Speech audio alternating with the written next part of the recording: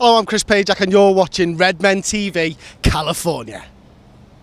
So we were going to do the California Redmen breakfast show this morning, and you know what we did? Did we turn Chris's mic on? No, we did not. So we're here in the car, driving through the most beautiful stretches of Los Angeles, and we thought we'd do the Liverpool news here. Isn't that a good idea, Chris? I can see you in the mirror, remember? Yeah. So a comedy genius. You're a comedy. So Sean's with us, of course, who is the host with the most. So there's a couple of things we want to discuss now. Antonio Conte did his press conference ahead of the ICC game tomorrow. He did that earlier today at UCLA.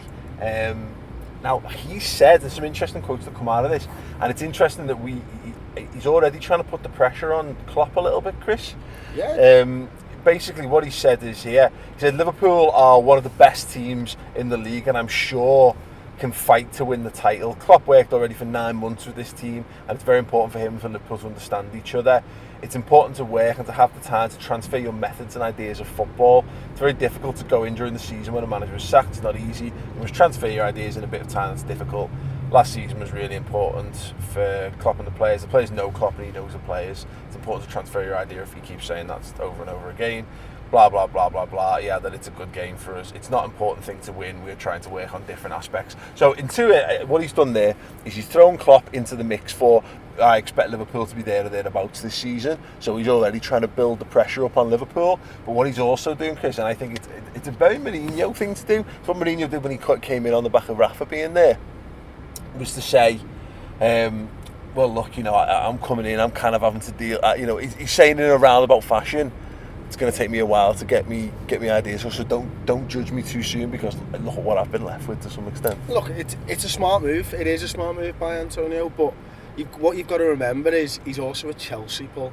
Yeah. And so he's already in, I need to buy time for myself. Yeah. Because Abramovich doesn't have time for any of his managers, basically. So he's already thinking, I need to get as much time to get my ideas across as possible.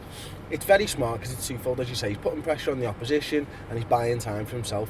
He's a smart manager, he's a good manager. He understands how to work the press, that's clear, just from that press conference. Well, it's interesting, the thing he keeps repeating, made light of it, but it's like 3 or 4 times in it, and that's only in one part of the press conference where he talks about this, transmitting your ideas across to the players, and how that in itself takes a matter of time. Like, he's spot on, and that does put Liverpool in an advantageous situation because of that. Klopp's been there for 8 months, but exactly what you're saying there is that I think he's softening the blow, because no matter what happens, if Liverpool beat Chelsea tomorrow, there will be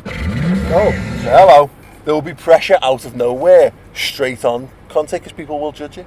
Yeah, of course they will, but that's the nature of football nowadays, isn't it? Because we get to see every single pre-season game, because the Premier League matters from the first game. Gone are the days when the league table never used to be put out until the 4th game and stuff. It matters from day one. You're judged from game one, and you need to buy yourself a little bit of time. And the thing is, what I like about it, he's not making anything up. He's actually just telling the truth as well. Klopp has had 9 months. There should be more pressure on Klopp. We do need to make a good start. We've not got European football. Liverpool fans know this. Conte knows this. And the other thing is, he has a completely different managerial style and a completely different way of playing to Jose Mourinho. So it is going to take him time. It always felt with Mourinho like he was playing Conte comes across to me, he's just telling the truth. And I think it's an insight into his mindset. I think that I think he's got, you'll be looking at the Klopp factor and thinking, shit, you know what I mean? There will be a certain degree of him being uncomfortable with that, because ideally, look, in years gone by, he'd have walked into that Chelsea job and he'd have been, it'd have been a big deal. Whereas he's walking in a season now where there's probably 5, 6, 7 managers who have won domestic trophies in the past. He's gone from Juventus, where he's they are the dominant force in Serie A, and they're going to continue to be. And he's gone, at Italy, where he's very much a sole focus. There is, whether he likes it or not, there's every chance he could have a good season, and they could finish 5th, 6th, 7th or lower. Yeah, and I suppose that's kind of testament to him, isn't it? Because he knew all this coming in. I think one of the other things that's quite interesting is, because of the Italy stuff, he's had a lot less time to work with his team, his foot, even like the under-23s, and he's just had less time at the club. Yeah. So he's in the worst starting point of all the new managers, in my opinion, because he's been away with Italy, because they did well in the Euros. Look, the other thing is as well, let's not forget, his style of football, I don't think Chelsea fans will enjoy that. They didn't really enjoy Mourinho's when he didn't win trophies. And Conte plays a very defensive game, Whether he'll change that, and he has the ability to change that, I'm sure he might do. Yeah. But for Italy, if Chelsea play like Italy played, there ain't going to be many Chelsea fans happy with that appointment, and therefore it's going to be even more pressure on him. Yeah, absolutely. So a bit of transfer news, and this is from the wonderful people at the, let's say, free news outlet that begins with M and ends in O. Okay. It's the Metro. I was thinking Mundo. The Mundo. Liverpool apparently failed in a £33 million bid to sign Sporting midfielder Joao Mario, or Joao Mario, apparently that name is pronounced, which I never knew. Yeah, interesting. It's not really, is it? No. So basically his dad has come out, and when we did this the first time and it was really fresh and original, we made this joke about how dads seem to have a lot to say about players on the continent. Yeah. It was funny the first time. 100%, Chris. It was why I think that I tried to draw the comedy in this situation from the reference back. Even that's not come anywhere near. No. Not come anywhere near. Work harder. Yeah, I know. It's only pre-season though, Paul. We've got all season. Listen, we need to buy time. We've got our ideas across. Look, we've got to get out. We've got to get the kinks out, mate. It's better to make these mistakes in pre-season. It's not about being perfect. It's about in fitness pre-season. right now, isn't it? And eating hamburgers in America. So apparently, he said proposals for the lad. This is a quote. His lad. For the lad. My lad. Don't come directly to me. Your dad calling you the lad. The lad. Come here, the lad. The child, the boy. The lad's going the Asda. The lad, send our Joao down the shops to get us a pint of milk. He said the lad offers don't come directly to me. They go to his agent Keir Jarubchin. Nice. Yeah, and the Sporting president. I was informed, however, that the club said no to €35 million plus €10 million in bonuses from Inter and to €40 million from Liverpool. Nothing particular has happened.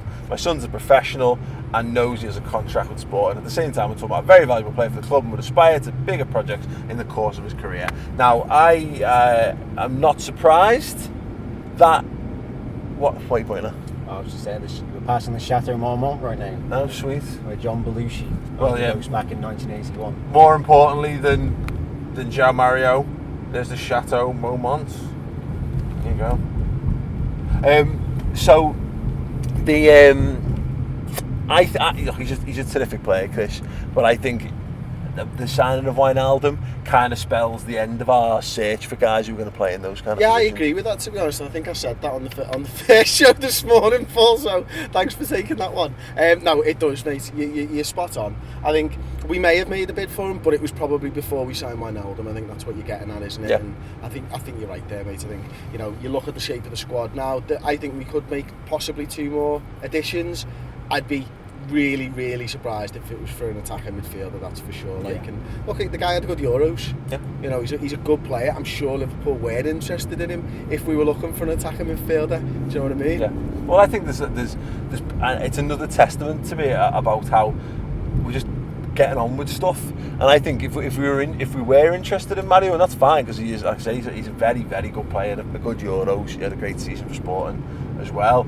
Is that we've gone there, like Zielinski's not happening, and we've gone, all right, well, fine. Well, they've had irons in the fire, and it looks like Mario was one of those irons, and they've gone, well, you're turning down like 30-something million, that probably is. What's that, like 33 million or something, say? Like that, quid.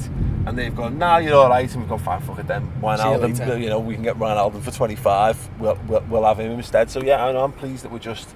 there's clearly a momentum and a pace to the way we've dealt with transfers, and that's another example of it. It comes back to it, Klopp said, hasn't he, I want them there for pre-season training, I want them there for the American tour, and that's good. That just means that we're not going to dither around and be held to ransom over players, and ultimately that'll enhance Liverpool's reputation. So when Liverpool come in with a bid, you're not going to try and get them up £5 million or whatever. Yeah. Whereas 3 years ago, that's all we had. Yeah. They'll pay more, it's fine. We've changed that now, I think, and clubs across Europe will realise that if we say that's our final offer, that's our final fucking offer. Yeah. And if you don't want the money, then, Stick it up Say your, fucking no. stick yourself up your hoop. I like that.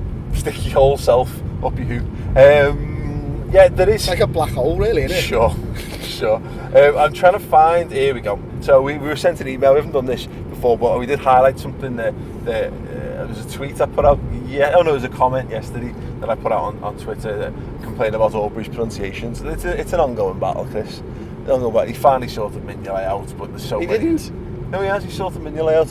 We were playing Pro Evo the other day, and he made a deal about. He just started saying it, and I was like, Why hold now? on a second, you've got it. And it basically, because somebody explained it to him, and they said they wrote it phonetically for him, and it clicked, so he can now say Mignolet. But apparently, according to the email that I got this morning from Ashi, please, for the love of God, tell Aubrey to stop pronouncing every footballer with IC at the end of their names as ick rather than itch. It's near enough common sense on how to pronounce it. Matic, Grujic, Rakitic. You would think that being around people that are pronouncing it right for so long, he would kind of pick it up. But after months, it's become really irritating. I apologise in advance for this message, kind of a twat thing to do, but I've never known something so petty to annoy me. I think the lad's doing a great job overall, and the channel's really starting to take off. I think the world would be a better place if Aubrey learned how to speak or even dress if he's willing to learn. Cheers. Ashi, cheers to you for that day brightener. Not for Aubrey. Who just had his We need to do grasp of English language and dress. Again, don't we? Yeah. If he doesn't watch this, yeah, which he will have to watch it, because he enjoys watching us. Yeah. But, hello Aubrey, you okay? Yeah. How's the studio? Tom's still farting? Yeah.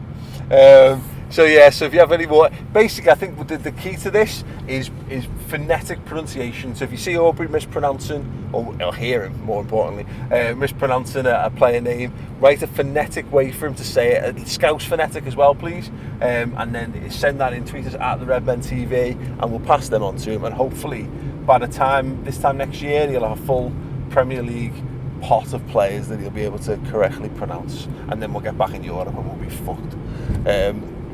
But there you go, there you have it.